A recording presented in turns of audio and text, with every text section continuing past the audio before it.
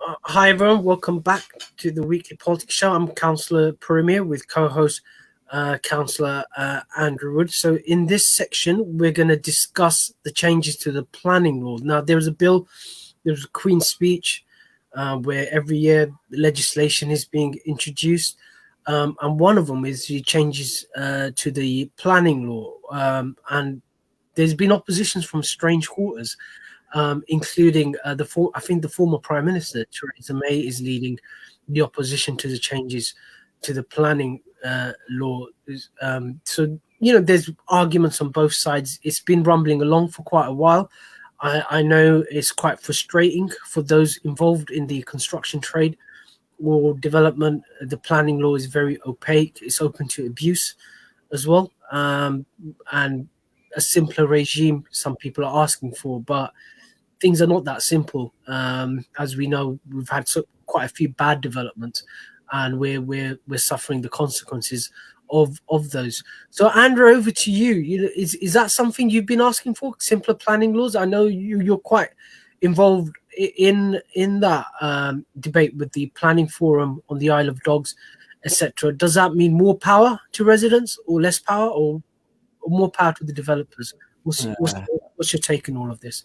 We don't know yet, I think, is a simple answer. So I think the first point to make is that the United Kingdom has, or certainly England and Wales, has a very unusual planning system internationally. Very few other countries do planning the way that we do it.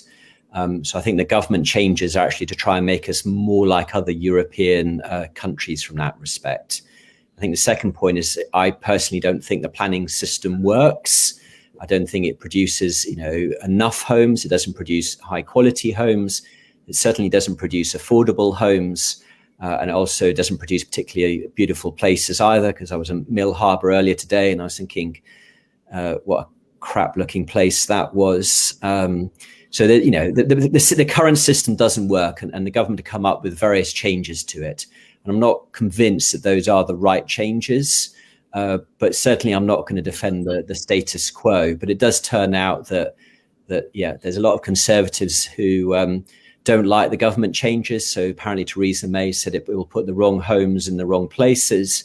And what she means by that is she doesn't want any new homes in her constituency, which is basically a kind of outer London constituency, because NIMBYs and all the rest of it. And she thinks it will have a negative impact on her politically.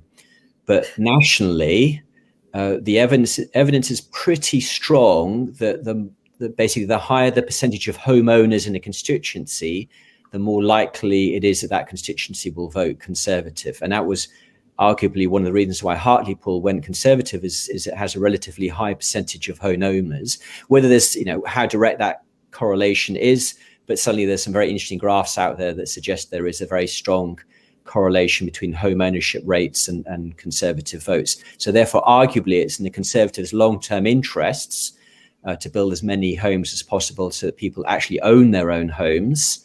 But the problem is that some Conservative MPs in areas where you might want to build don't agree with that. And they will pretty much decide whether this bill succeeds or not. It's an interesting debate to follow. I know a lot of people, when I discussed it, point towards Japan, where they don't have any planning regulation. But then someone pointed out that because they have so frequent earthquakes, the houses are actually built on a temporary basis, kind of ish, and that's why they're torn down and built up again. They have a limited life, so that's why they don't have any party walls in Japan. Someone said, look, if you take a picture, go around Tokyo, there's a gap between that. So Japan has its own issues, but I think there is an issue of the fact that there are blockages in the system which encourage land speculation. So there's a massive markup between, say, you've got land and land that has planning permission, and what's happened is a lot of people are land banking as well in order to get speculation. So there seems to be a thrust towards that, to sort of like a market-based solution to our housing crisis, where the solution is that we have a dysfunctional market and you just basically remove the supply blockages. But will that solve? But there's also the issue of democracy as well, that you need to have accountability, you need to have some kind of control over it. I know some people are pointed towards Germany as a solution, where I believe, Andrew, it does have the system that's been proposed by the government, but they have very standardized homes. So centrally it's decided what you can build, and you just take the plans off the shelf and you build it. Is that correct? Have you looked at Germany as a possible solution?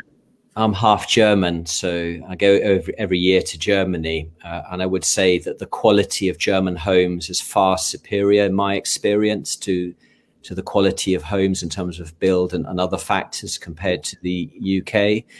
One of the other differences is that there are no green belts in Germany. I mean, admittedly, Germany is a physically bigger country and lower population density, but we're very unusual in having green belts, and they're not really green always, that constrain the growth of our cities. And it's not just London, it's all of our cities have green belts. And you don't see that in Germany at all.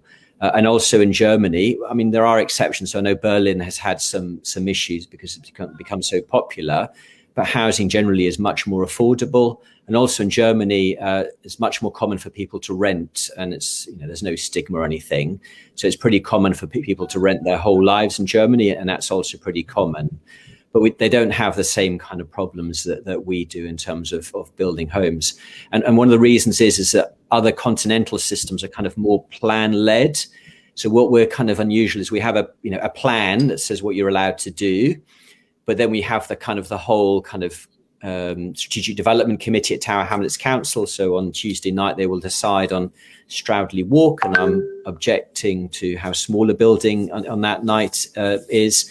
So you kind of have the democratic control at the planning committee stage. And the problem is that we as politicians and residents don't really focus enough on the plan bit.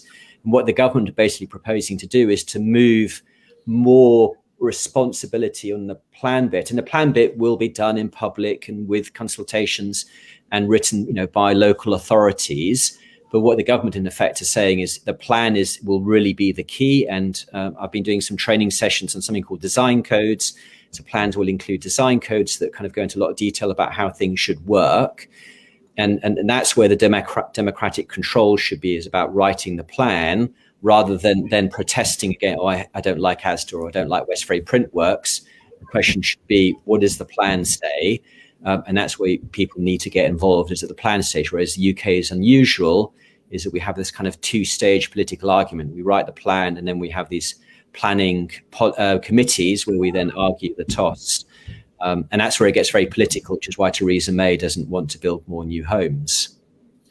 I think the other thing the planning system doesn't account for is the long-term shifts in the way we use land, and for example deindustrialization. And I just want to pick up a topical issue, which is the Whitechapel Bell Foundry, which was a manufacturing site that's been around for about 400 years, built like Big Ben, Liberty Bell in Philadelphia, and now it's going to be turned into another Soho House, I think. And there was nothing we could do to actually. There wasn't any thinking behind that.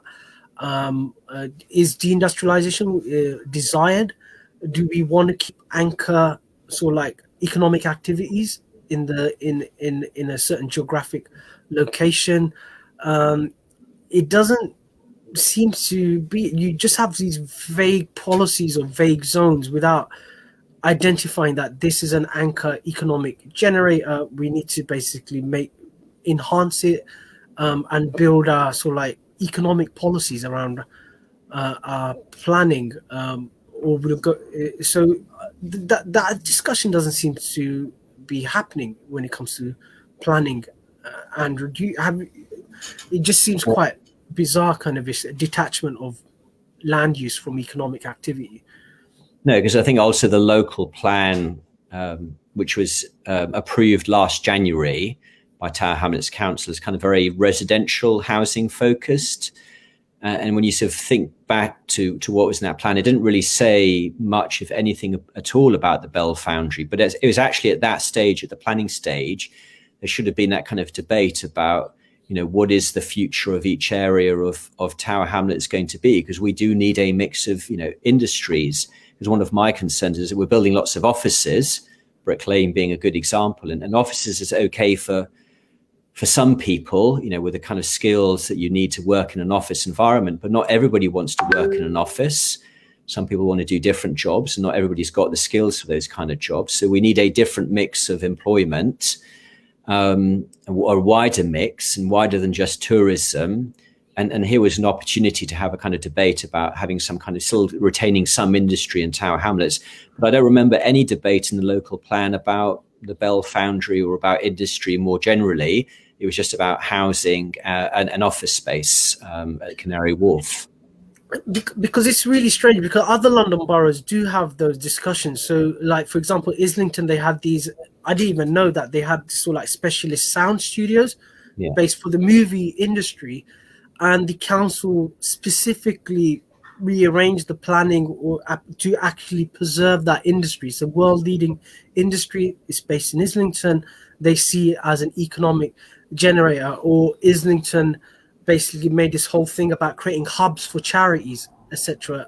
And I've actually visited some of those buildings, again looking at anchor tenants, or like where you generate the economic activity in areas. We're not having those discussions in Tower Hamlets. It just seems to be houses, houses, houses, without thinking about where do people work, how do we basically hold down the wealth, how do we create economic activity. It just seems to be quite vacant in terms of that. It looks like we're going the way of Hartlepool kind of ish. So like we're going to have jobless people kind of angry and irate kind of ish left behind, and the politics of envy coming in. And Andrew, any final words on this? What are the things we need to look at, and how do we get involved in the discussion and the debate?